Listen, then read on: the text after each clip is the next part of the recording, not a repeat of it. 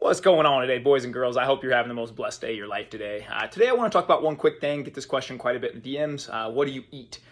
What's the best kind of diet? Is it the carnivore diet? Is it the vegetarian diet? Is it the low carb diet? Is it there's a million different diets around this. So I kind of want to go over today exactly what I eat, what I put in my body. Eat the same thing for breakfast. Pretty much every day, same thing for lunch every single day, and then pretty much same stuff for dinner over and over. So I'll kind of share what I eat and my process around that, and then kind of share a little bit into these diets and things like that, and then kind of somehow I got to my diet and how I think a big tip for you that I think you could definitely use. It'll help you kind of curate that around. I work with a lot of my clients with too. So number one, I don't think there's one path, and I think it's a really big mistake when people start saying, well, I'm in good shape and I eat all carnivore. You should eat all carnivore too. Or I'm in great shape. One of the most ripped dudes I ever lifted with, he was all vegan, straight vegan. Now this dude spent 50, 60 bucks a day to get his protein, but he, professional athlete, just a monster, straight vegan. It's probably one of the strongest guys I met too. So, there isn't one path. Carnivore is awesome for some people, but guess what? Our bodies are all programmed different. And so being really mindful and seeing the way food makes you feel, I think is the biggest thing. And so I'll get to that here in a bit. But first, what I eat for breakfast every single day. For a long time, shout out to Cynthia Thurlow, I've been fasting now. So I get up, I have the same routine every day. I chug a couple waters. I'd get a little bit of black coffee most days just because we got 3 1-year-olds around the house now and a 6-year-old. So the sleep is at a premium. So we're going with a shot of coffee. On days that I'm going to deadlift heavy or squat heavy, I'll eat some eggs.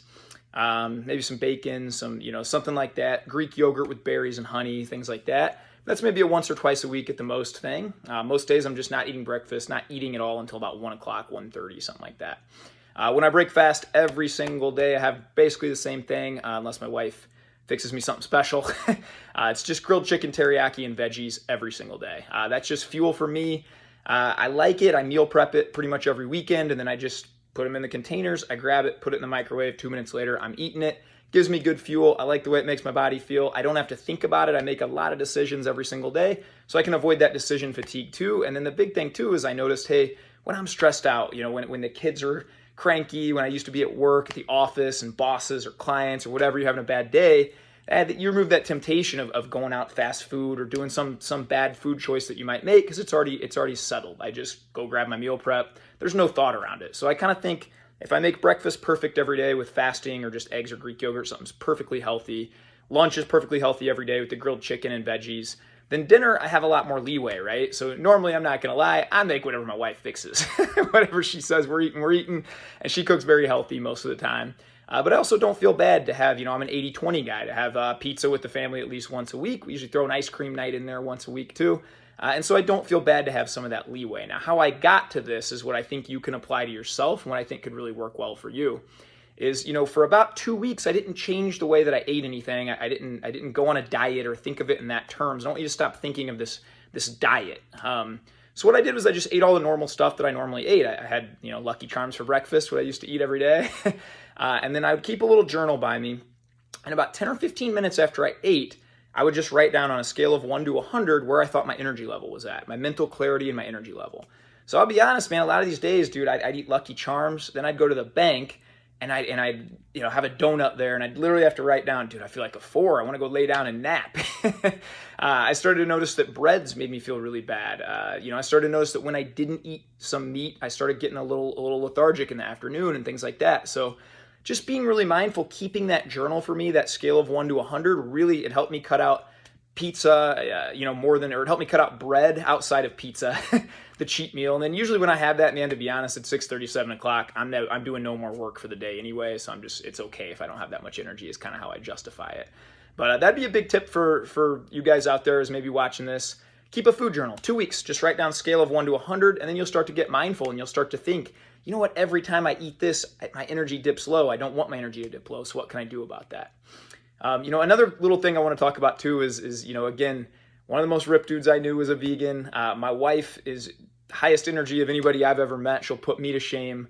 And I don't think she's even slept in about 2 years now with all the babies we've had in and out of this house. But, she's complete vegetarian, hasn't eaten any meat in 17, 18 years. That works really well for her and her body and her moral compass. That's where she goes with it too. So, a lot of people will tell you have to be low carb. You can't have carbs. You can't have this. No, you got to eat all meat. You got to eat all this. And what I would just try to get you to wrap your mind around is, number one, make it sustainable. Like, look, I really like grilled chicken teriyaki and some veggies every day. I don't mind it. If it was a lunch that I absolutely hated every day and I couldn't stand it, that's not sustainable, right? Again, I'm not trying to have a perfect diet. I allow myself pizza. I allow myself some ice cream with the family. I allow myself, a lot of these things because, look, I just used to go all or nothing. And what would happen is I'd eat perfect for 2-3 weeks, and then, oh my gosh, the wheels would fall off. And then once they fell off, man, well, I've had one donut, I might as well have 7. The day's ruined. Well, now that this day's ruined, tomorrow's ruined. I might as well just wait till Monday. And then that's how these things start to compound. So when you're starting to think about where you want your diet to go, I would really challenge you to don't think of it as a diet. Just think of food as fuel for 85% of your meals. It's just fuel. It's just what gives me the most energy to be the best me throughout the day. And then also, it's a lifestyle.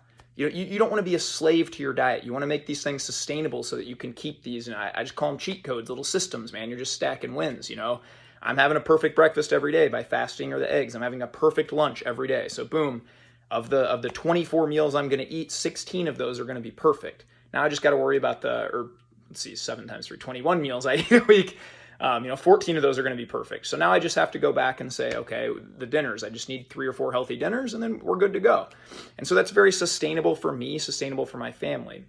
What I challenge you is to just take a look at your own life, jot some notes down, jot how you feel after eating certain foods, and just be really mindful, especially as we come up on this holiday season, man. It's kind of crazy to me. They call it the flu season. We stuff ourselves with candy all Halloween. We stuff ourselves then with pies and desserts and Thanksgiving and all these bad things, and then Christmas cookies and desserts and all these things. And yeah, of course we have the flu, So be really mindful of what you're putting into your body. Nothing's going to make more of a difference. You're simply lying to yourself if you think what you put into your body doesn't matter. So that's my challenge to you today. Be really mindful around it. Maybe keep a food journal. Above all else, man, let's stay winning. Let's stay high energy. You guys have the most blessed day ever. Have a good one.